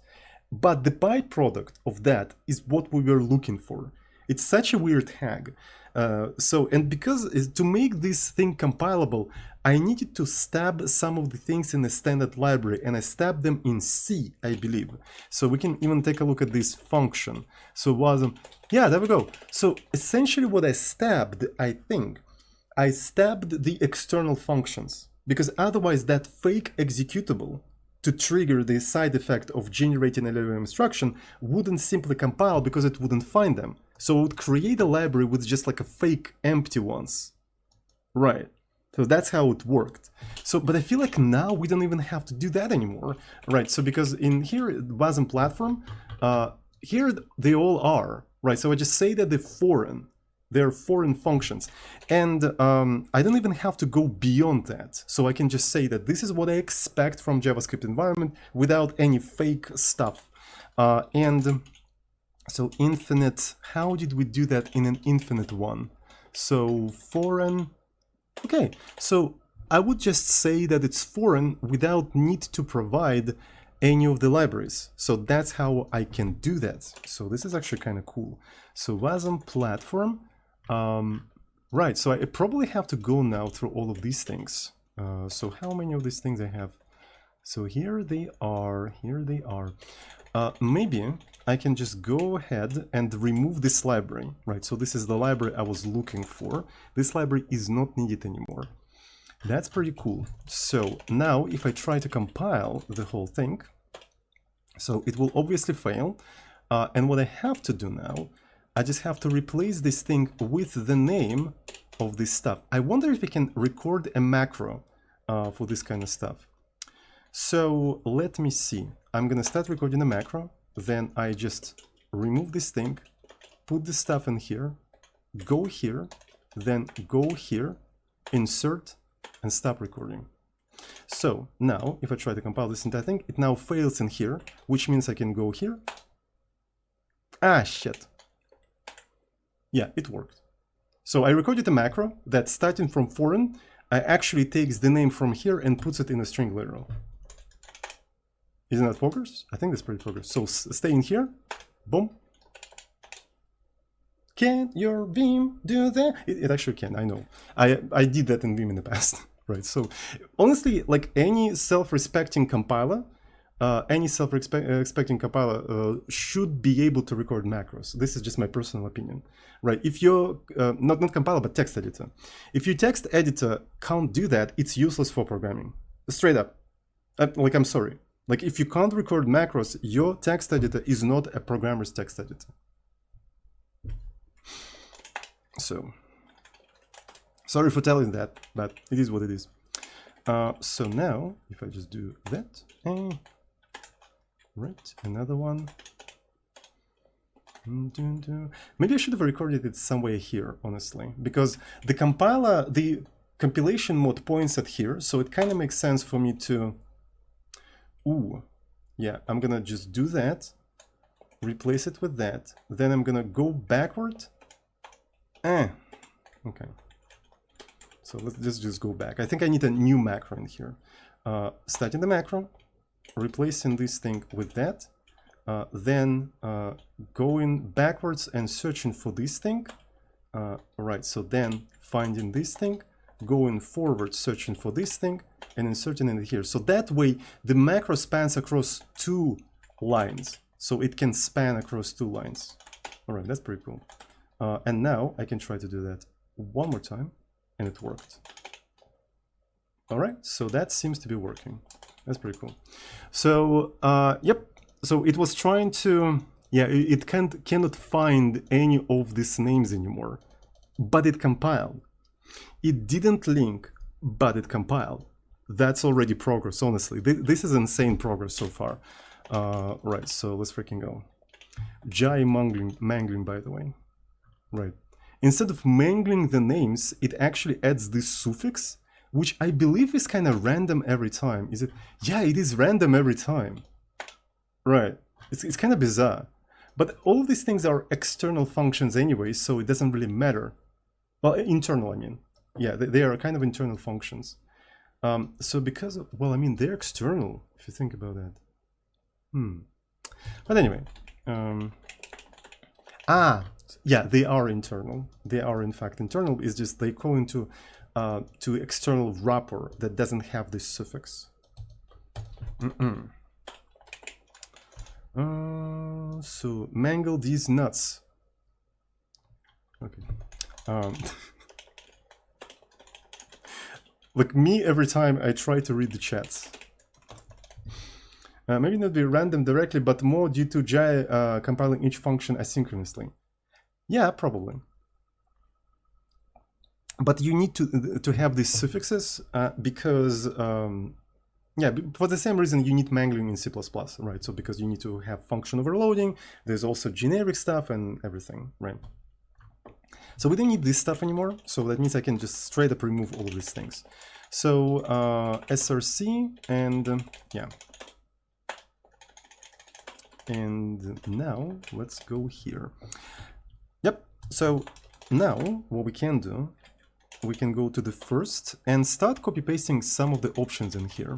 So in here, we start in the build options. So it's that. I suppose another thing we have to do, we need to copy the common options. So copy commonly propagated fields. And now in here, output type backend. I might as well, honestly, just copy paste this entire thing. Right, so and then it sets some of the options, but I'm not really sure if I want to go beyond that. I'm not sure if I want to patch some of the modules. I feel like I don't care because, again, I don't use the allocators or anything like that. I feel like just doing that should be enough. All right. So something like that. And then we just set in all of this stuff. I can quickly replace the word options, not really like that, but something like that, with BO. So it's going to be executable, LLVM, Wasm, CPO target custom, dwarf, backtrace and crash, don't do that. Output path, so I think we keep all of the wasms in here. Right, so this is where, by the way, I just realized that I'm supposed to put an executable into third party, not wasm. Yeah, just a second. Yeah, that makes sense. That makes more sense now. Okay, so this is wasm. We output to wasm. The output wasm name is going to be main. Maybe it's going to be main 64 actually. I want to call it 64. Enable split modules. Don't split anything. Function sections. Blah blah blah. Doesn't matter. And we finish everything in here. Okay, that's pretty cool. And then we just add in the compilation. And in here, yeah, we remap the input. We don't need to do that. So there is another additional linker option that I believe we probably need. So these are import paths. You need import paths so you have an access to the module folder, and you need a module folder because you're remapping allocator. We don't do that as well, so we don't need that. But one option we need, I believe, is linker option. So which I would like to maybe put in here. Right, so something like this. Yeah, and that's about it. And that's about it. Okay. Did I miss anything? I think that's it. And now I should be able to just try to build the whole thing. Cool! That's perfect. That's insane. That's very... Okay. You need to do a fuckery with allocator. You need to do a fucky-wucky with allocator. Alright. Alright. Even though, like, we're using our own allocator, but the way we're using our own allocator is actually kind of weird. Why exactly do we need our own allocator? Where was we're using our own allocator? So heap base. Ah, yeah. So it's literally just our internal allocator, which is completely separate from the standard library one. That is fascinating, honestly. Right, so we've completely bypassed the standard library, and within our own application, we just implemented a thing that allocates memory starting from the heap base or stuff like that. So that's basically what we did. But at the same time, we also implemented like a heap base alloc. So, which is kind of bizarre. I think the standard library needed that. No, that means we didn't bypass anything. That means we didn't bypass anything. Huh. So, an interesting question. Why in the SRT? Is that why we needed SRT? Yeah, so that's why we needed SRT. All right, let's just go and implement our own custom allocator. I feel like we need that, right? So I feel like we do need that, and so essentially what we can do, we can copy paste this module with your mama cater. And here it is. Here is the mod. So we can actually put the allocator procedure there. Yeah, we can just put the allocator procedure there, and this is gonna be fine. Yo, all right. So I think everything is coming along nicely. I really like that. Let's copy paste this recursively. So this is your mama Keita. Right. So this is the modules, and in here in SRC, Wasm platform. I'm gonna just copy paste the whole thing in here. Right. So that's what it is. So set heap base. So, and we'll need all of this stuff as well at some point, though I'm not really sure. So we also can set the context. Oh, this is based. So this function is called from JavaScript. So that means you can set whatever context you want. Yeah, that's actually kind of cool. So do I even use that anywhere? So let me see. So there's a JavaScript. Set context, right? So here's the context, and I just pass that context, right? So and then I call function main, but I feel like I never set context to anything, right? So I don't think I do. Yeah, so it's not needed. All right. So we get some subs, by the way. I haven't acknowledged subs. So Sander Prime, thank you so much for Twitch Prime subscription. Thank you. Not Sander, Sano. All right. Cool. So we need to bypass the module stuff. That's all we need to do. So to bypass the module stuff, we need to do that thing. Yeah. Import paths. We add the modules thing to the import path. That's understandable. And then for all of the options, so it's BO, we add import paths. Okay, that's a really weird way to do that, but I mean, okay, I guess that's fine.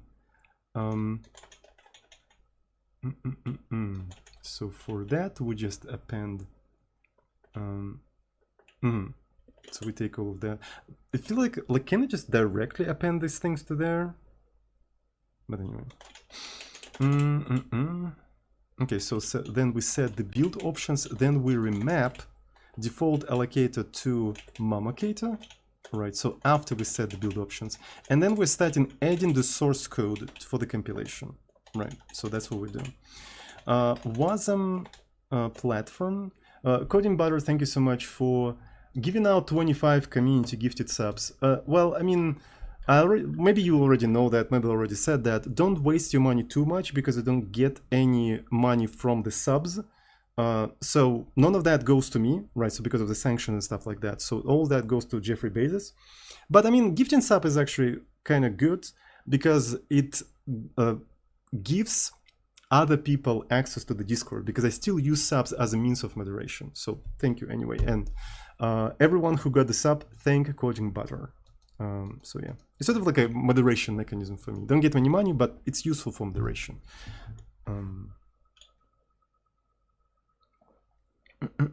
Jeffrey Bezos. Jeffrey Bezos. CEO, entrepreneur, born in 1964, Jeffrey Bezos. All right, so what we have in here, so size. I suppose, oh, requested. Okay, so he renamed size to requested size. Okay, so this is a requested size now. Assert. We don't have assert? Excuse me? Do you have assert? Do you have assert? All right, so what do we have? I think I have to go to SRC Wasm. It's not available anywhere. Huh. So one of the things we can do, maybe, is just, let's, comment it out. Heap base. Okay, so it can't see the heap base from here, even though it kind of exists in the Wasm platform, right? So I suppose what we have to do, we have to move that heap base to the allocator, right? Ooh, and this is actually kind of funny. This is actually kind of funny. Jai does not allow you to define your own heap base. The only way you can get the heap base is from outside. So the way we work right now, we set heap base. Yeah, we find the heap base in the module, in the Wasm module, right? We directly take it and we tell the Wasm module, the Jai program, this is your heap base, right? Because Jai itself could not in the past provide heap base. Maybe it can now, but I kind of doubt that, right? I kind of really doubt that. So yeah, it's only JavaScript can tell it where its heap base is located, which is a fine solution, I suppose. It's fine. All right, so what do we have in here? So assertion, yeah, it's talking about, so this, I suppose this code is not needed anymore, right? So we literally moved it into your mamacator, right? So that's the your mamacator, and I think this comment should be here. Right, and let me get rid of all of that. Okay. Heap base alloc. Aha. So I suppose we probably don't even need to do that.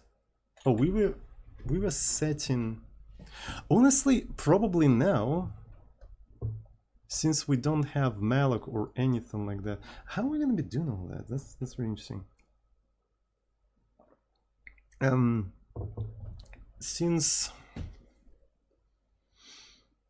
So you have to be careful with the context and shit. I feel like I need to go into the Wasm example, official Jai Wasm example. Just see how they do that there, right? Did you look at the examples Wasm is now available? Yeah, I saw that. We literally used it in one of the previous sessions. So Wasm, and I'm about to actually look into that. So yeah. So this is the first, and yeah. So the question is, how do you create? So here's the module, and this is Wallocata.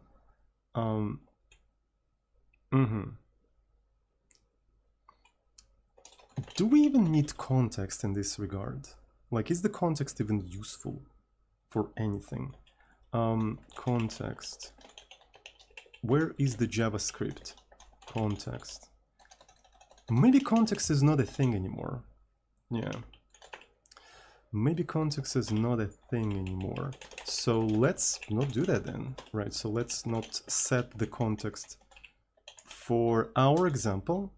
And in our example, Wasm platform, let's completely get rid of that. So no set context, no set allocator, no any of that stuff, just init, just initialize this thing. And within the game, right, so I think the function init, do we have, yeah, so here's the init function. So we allocate targets, so there's a little bit of allocation, and the allocation is basically, I don't see where we do, yeah, so we're doing dynamic allocation with array add. So that's one kind of dynamic allocation we're doing. So now we need to, okay, so this is a heap base, this is a requested size. All right. And it compiled, right? So, and it produced main64.wasm. It just compiled.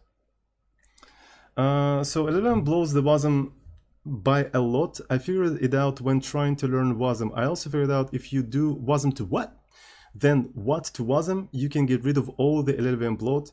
I wrote up a small PR to your coil repository to show the result. Thank you. I'll look at that at some point when I get the time. So yeah, I kind of know that. We can take a look at like how much it bloated it up. It's not that much, right? So, and it's also 64 bits. So yeah. So let's do LDD. It's not a dynamic executable. I mean, file. Right, so it's Wasm. Let's do Wasm to what? Wasm to what? Wasm to what? And so this is going to be what? Ah, yeah. So I think it's enable memory 64. Oh, unexpected opcode. Fascinating. Did it just generate an invalid? Fascinating, fascinating, fascinating. So let's maybe try to, I don't know, load it up. So we already have like main 32. Let's put 64 in here, right? 711 kilobytes still fits on a floppy, exactly. Speaking of bloat, right? Okay, so let's do Python 3 HTTP server 6969 and open it in Firefox. Well, that's not what I want. Yeah. Cache, freaking cache. Heap base is undefined. Very cool. Very based.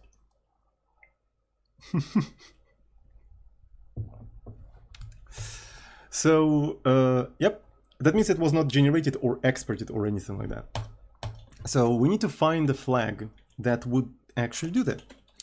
So we already have something like this. Maybe we have to also say export heap base. I wonder if that's a flag that is available in here. So let's go ahead and just try to recompile with J. Unknown flag export heap base. So I feel like we did something about heap base in here, in the compiler script. So if you take a look at the first, export all. Yeah, so no entry, export all, allow undefined. Does anybody remember the flag that would export heap base? or generate some sort of a heap base or anything like that. So because I do not quite remember, right, we can try to say export all, and maybe that's a good idea. What does jailbreak do? It's a jailbreak without the L, and it's a game, believe it or not. GitHub.io jailbreak. It's a web game. It's just a breakout, right? So it looks like it's written in Jai, by the way. So, but it's written in old Jai. So what we're doing, we're trying to port it to modern one. It's actually pretty fun. It's really satisfying. The animations are pretty cool, and also particles and stuff like that. So that's a game. There's an old and modern Jai. Jai is in beta, and it's constantly changing in a backward incompatible way, because that's kind of the point of it being beta, right? So I haven't updated my source code for 3 years. And throughout these 3 years, Jai was constantly changing and modifying and stuff like that. So, and if you don't update it, right, your code rots. But again, this is because the language is not out yet, so the developers can allow themselves to do this kind of changes. Are you updating the code base? I already kind of updated it, we're already there. So yeah, I'm updating it. Okay, so now if I try to, yeah, so Jai Wasm. Is that the local one? Yeah. So let's take a look. Okay, so set heap is not a function. So set heap base is not a function, even though apparently it found the executable. So it actually loaded it, didn't it? So it didn't complain about 64 bits or anything like that. It just like loaded it. What the fuck? Okay, anyway, let me take a look at this thing. Set heap. Did I remove set heap base? I should have not done that because apparently JavaScript uses it. So set heap base, and then it just like sets. Yeah, I feel like I should have not removed it. One other thing I want to do, by the way, I want to console log the Wasm module. I just want to take a look at it. Wait, it's just a response, but where is the Wasm module itself? Are you insane? So can you just give me instance? Bro. Ah, I see. So file not found. Ah, okay, so 64. Yeah, this is what we have to do. Yeah, there we go. Set heap base is not available. I just want to see all of the exports that you have in here. Do you have... There you go, heap base. Look at that. So a bunch of procedures and shit. So, and there's no set heap base. That's kind of bizarre, but yeah. I wonder why. I wonder why there's no set heap base.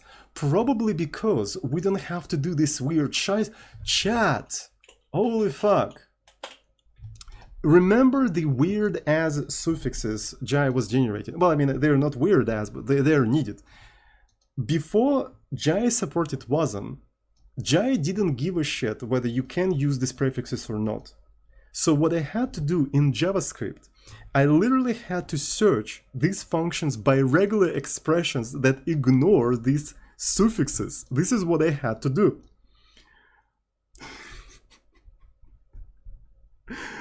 This is go. Yeah, so I mean, Jai literally didn't support that. It didn't do that. So I had no choice. And now it's not needed. Can you declare heap base as an external in Jai itself? Maybe. I just need to check, but I already made it working. So I don't know. Okay, here's the thing. I can define it, but there is no guarantee that it's going to be at the address of the heap base. Because I remember some of the languages that use LLVM didn't respect __ heap base being in the right place. So that particular variable, the address of that particular variable would become useless. So I feel like the compiler itself has to do support, and I just can't rely on Jai having that support, knowing John and how much he cares about Wasm. So, and I will just waste time checking that. So I just don't want to even go in that route, right? So this is more reliable route. So let's just let LLVM generate that name and just like put it back. So it's just more reliable. It feels more reliable, if you know what I mean. So yeah, one of the things we can do, that's the easiest solution. At least I don't have to modify too many places. Well, yeah, I mean, I don't have to modify anything at all. So I can just, yeah, so let's go ahead and maybe remove the whole thing and maybe use a little bit of a Emacs magic. Emacs magic. Like this. Because I'm sure I can just do it like that, right? So for external function, it's not going to like generate any of these prefixes. So it should be fine. Okay, kind of worked, but doesn't generate anything.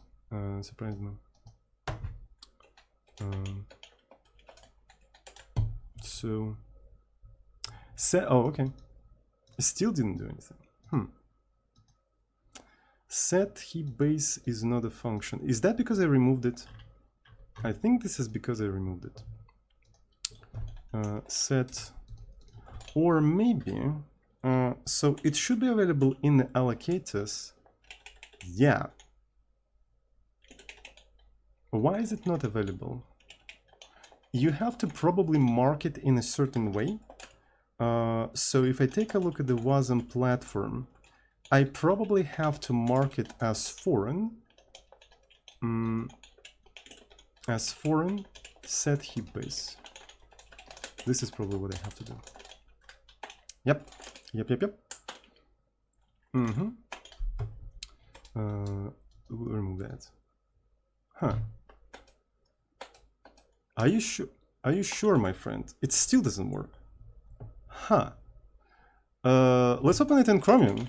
Oh, fucking hell. Fuck you, Firefox. So console. Yeah, so it's the same shit, but in Chromium it's a little bit easier to search for this stuff. Set heap. It still didn't export that. It still didn't export that function. So there's maybe update. Huh. Okay. No, it didn't generate a proper prefix. It still uses this weird ass prefixes. And it didn't generate the... I'm confused. Am I looking at the right source code even? So what we're doing, so main 64 wasn't. Cache, well, I mean, probably not, right? So disable cache. The cache is disabled. I don't think I got web depth this time. It's just something else. Foreign is probably for imported functions. Oh yeah, probably. How do you export functions? I don't remember. So prob infinite, and when I'm exporting something, what do I do?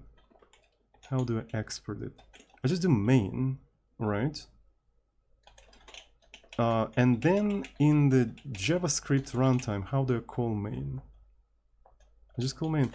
Wait, do I have to export these things explicitly? How does it just work? Right, because in main here, I never said anything about main being exported or anything like that. And then in JavaScript in here, I just call main. Wait, why does it work? It exports everything, I guess. So we export table. And we never said what kind of functions we export in here. Remap import default. Okay. I'm confused, honestly. Like, it does something and I can't figure out what exactly it does. Yeah, let's go back. So it's sodding, it's not Wabbit. What is it called? Jailbreak.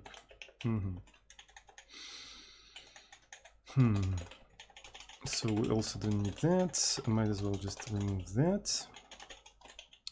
Module Yuma Makita. So yeah, let's remove this thing. I need to compare. You're not using flag export. I thought I do use. So here is the export all, and yeah. Program export. So I just need to find what exactly am I doing in my infinite Pong example that I don't do in here. So let me go to shell, because obviously here everything just worked, right? So everything just worked. Cannot mix big int, use explicit conversion. So I need to do Chrome flags. And WebAssembly64 is enabled. What the fuck? So update frame.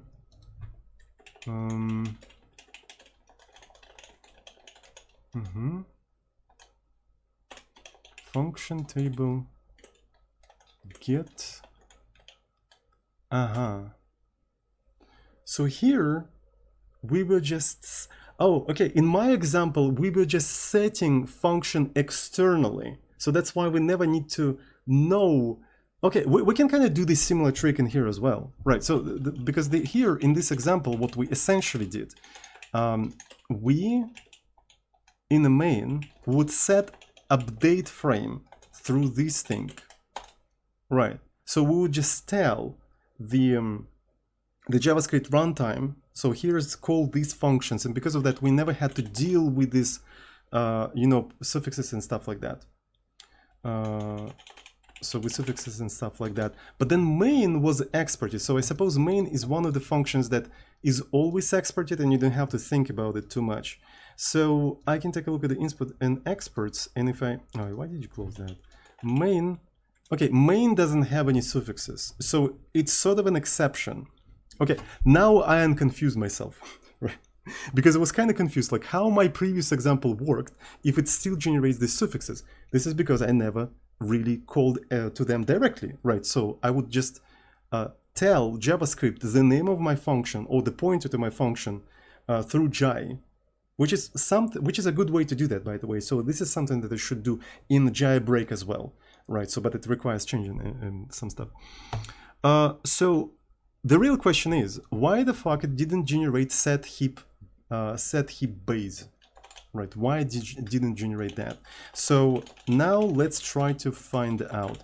By the way, that means that in the JavaScript part, I still need this function, right? I still need find name by regex and stuff like that. So let me quickly do that, right? So we're gonna do that, and I suppose we're also going to get rid of that. So this kind of stuff is still needed. So it generates key press, key release, and stuff like that, but set heap base, it kind of doesn't do anything with it, which is a shame. I hope it didn't optimize it out, right? I really hope it didn't. So now I'm gonna go to async, where I run this entire stuff. Okay, and in here I'm going to just do that, and I'm gonna run the server in here. Okay, so there's no public in here, that's understandable. Yeah, it still didn't find set heap base, even though there are some functions like key press, which does exist, I'm sure.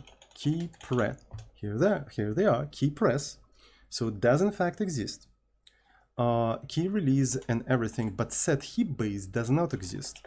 And we can go to Wasm platform. So key press, where is the key press? I don't see key press. So it's not here, it's actually here. So it's kind of it's in the game, right? It is in a game, but the set heap base is in the module, and it got sort of optimized out. So that's what it feels like. What's up with that? Why this entire thing got optimized out? I'm actually not sure. But what's funny is that maybe I should keep it in the Wasm module, Wasm platform, somewhere here. Right, and your mama-kata is going to be an empty module. Let's actually move this entire stuff in here. Yeah. Let's move this stuff in here. Okay, so I'm going to try to rebuild the whole thing. Yeah, so it doesn't like that. Alright, so allocated proc is not a member of import UMA. It has to be, oh my god, it has to be part of the module. Bro, this is annoying. Like, why does it have to be? Okay, so it basically strips away that little function from here. It doesn't have this function. So maybe it's not included because it's in a separate module, but I can't put it in a separate module because the allocator needs it.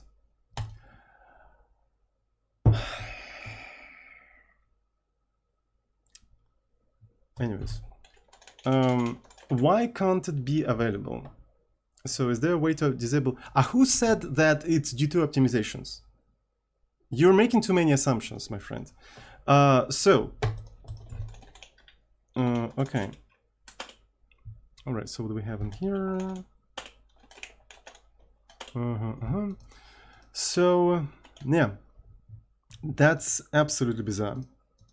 This should not be like that. I need to be able to say, okay, wait. There's also this star thingy. I'm not sure what's up with that.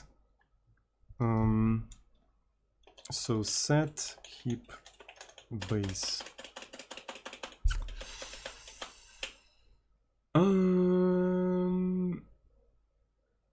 You know what?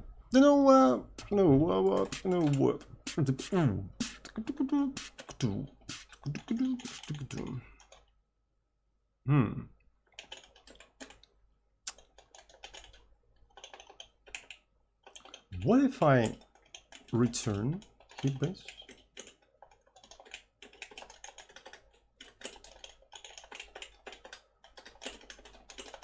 Okay.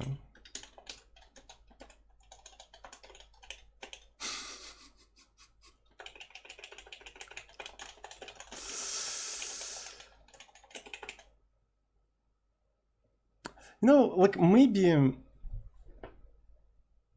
yeah, maybe Spiritman is right. What if we just give it a try and say that we have a heap base, which is like external function, which is something, right? Usually it's just an integer, right? But it's also foreign name, right? It is also foreign name, which is a heap base, right? Can I do something like that in Jai? Can I do something like that in Jai? So this is a heap size. And when I refer to heap base, in how many places do I refer to heap base? I have to actually do something like this, right? Clues is just call mal. Yeah, exactly. Just call mal. Bro, like, why are you messing with your own allocators, right? More smarter people than you already figured it out. Just call malloc, bro. It's a solved problem. Freaking classic. Anyways, so here's int, and we parse the declaration, so we... okay, so do I have to put it like that? Invalid top tail. Why can't you have like a top level external variables and shit? That's a good question. Just call new, the garbage collector knows better than you, exactly. You know what? We're gonna have a get heap base. Get heap base. Yeah. So we're going to return star void. Was it? Yeah, it was a star void, and it's gonna be a foreign function, which is like literally get heap base. That's it. And in here, instead of setting it, we're gonna be taking it. Wow. Okay. Okay. Set heap base is not a function. That's understandable. Now I can just remove that. So set heap base fork that. We need to save this value. Where do we have the environment? Show me the environment. Okay, so this is the environment. And in that environment, do we have an access to W? We should have, yeah, we do have an access to the W. So that means I can do get heap base. Sorry. Base.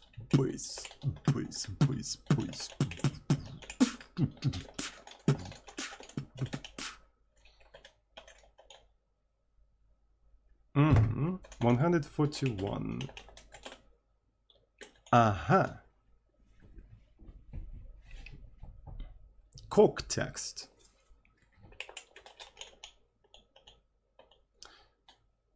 Aha. So let's say that the coq text is going to be maybe something like, yeah, 0n.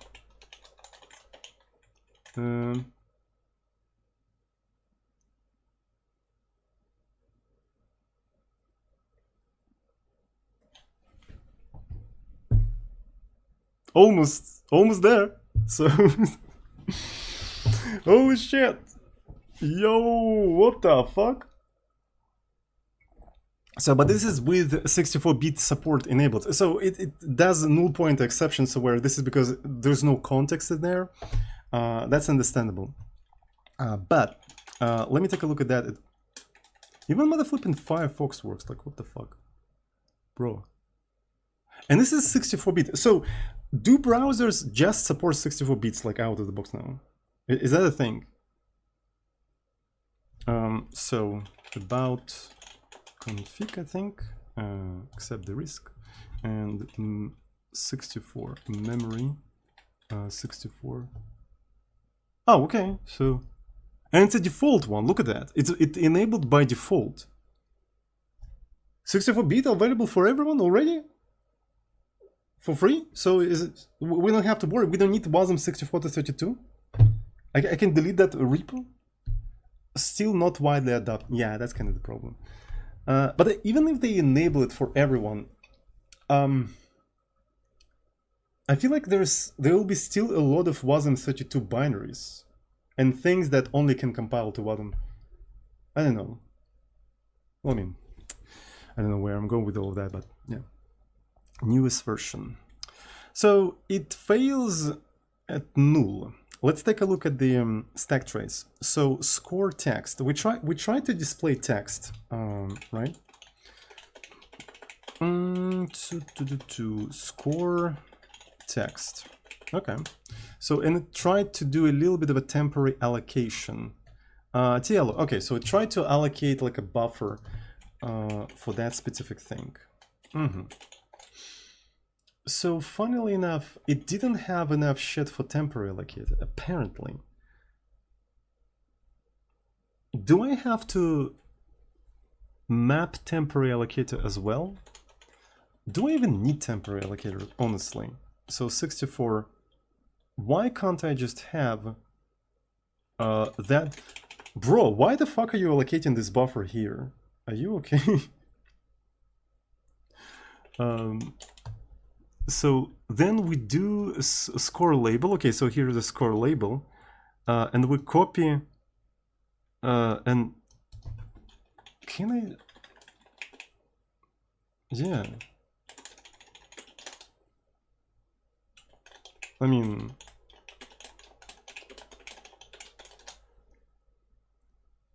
Zozin 3 years before, 3 years in the past, was afraid of stacks, apparently. Zozin, why are you afraid of stacks? Just allocate. It's just 64 bytes, Zozin. Why did I write it like that? For testing reasons? Maybe for testing reasons. I don't fucking know. It's kind of bizarre. You know what they say? You know what they say? When you look at your old code and cringe, that means you're improving. Fuck yeah. Anyways, that's everything I have to say. Alright. Cringe sodding. And it just works. This is one fix. Just don't use temporary allocator. Bro, it works. What the fuck? Fuck you.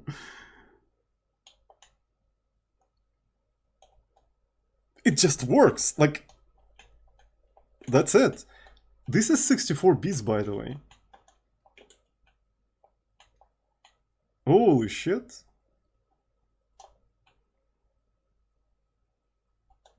That's a win. We just won. Guys, we just won. So we ported it to the latest GI, and we reproduced the executable. We didn't even need 64 to 32.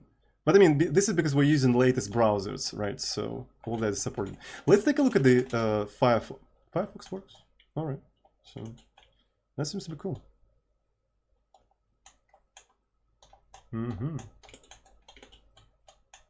So, yeah. That's absolutely poggers, I believe. That is absolutely poggers. We can test that we actually can reproduce the Wasm executable. So we go to the Wasm platform and let's find score. Actually, game, right? Let's find score. So where's the score label? I don't see it.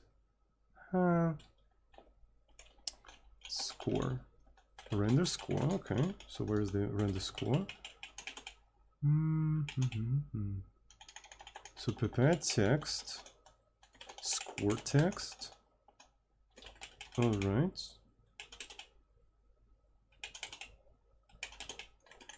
Am I even using the right thing? Because I feel like something is sus. Something is sus.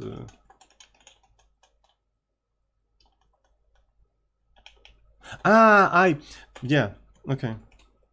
I forgot that we have internationalization. Completely forgot about that. Holy shit, where do we have that? Okay, so here it is. So we have a bunch of languages. Yeah. So I forgot how, you can even switch the languages. How do you switch the languages? I don't even remember. Like, I haven't worked with this code base for quite some time, so it's probably when you press the key.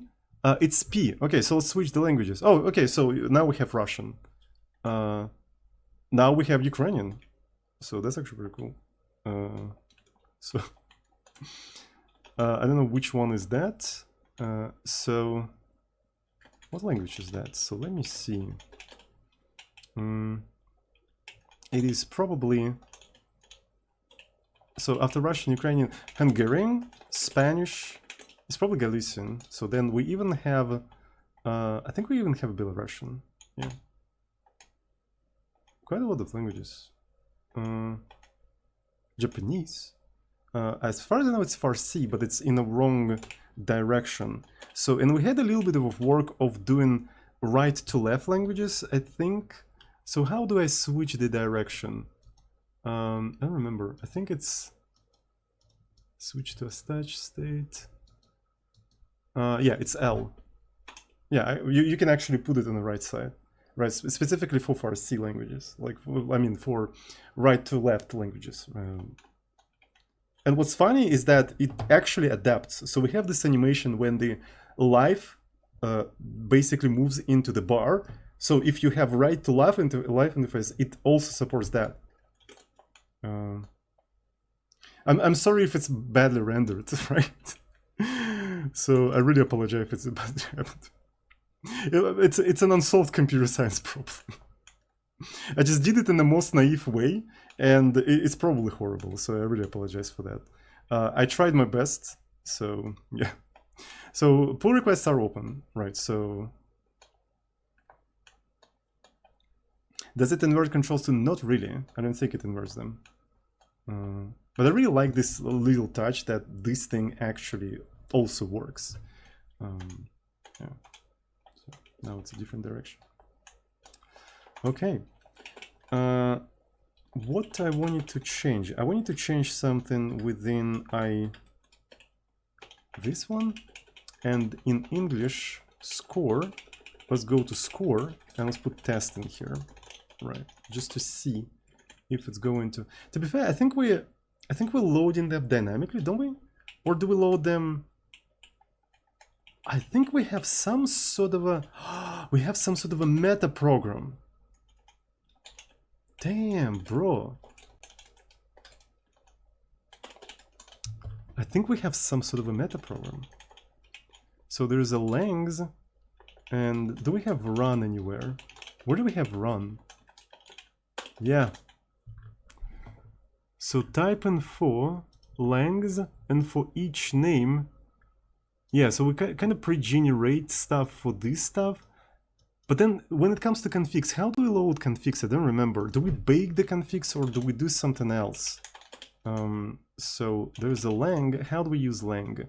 So it's probably used somewhere later. Yeah, so there's these tables. Where do we generate those tables?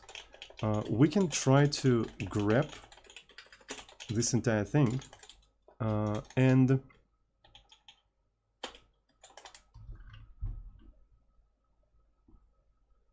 this is what you can do in Java, by the way. So, and it's not even an external tool, right? So it's generated from within the build script. From within the build script, I generate this text, like a Java text, and I embed the contents of these configs.